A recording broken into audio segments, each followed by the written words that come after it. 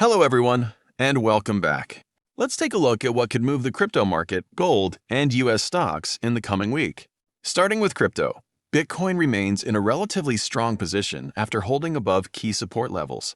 Market sentiment is cautiously bullish, but investors are still looking for a fresh catalyst to push prices higher. Institutional demand remains important.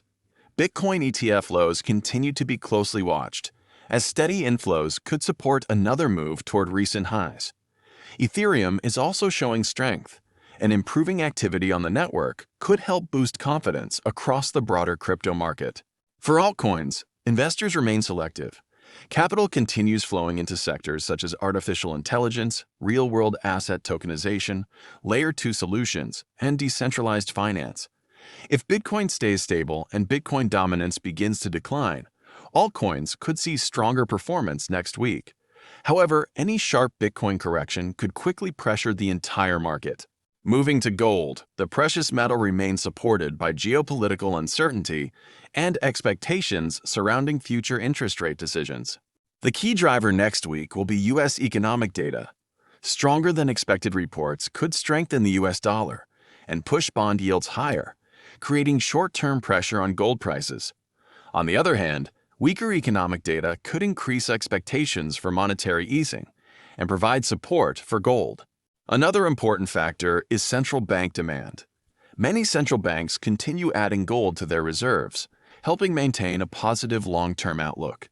As long as major support levels hold, the broader trend for gold remains constructive. Now let's discuss U.S. stocks. Major indexes continue trading near record levels, supported by strong earnings and ongoing enthusiasm around artificial intelligence. Technology companies remain market leaders, but valuations in some areas are becoming stretched.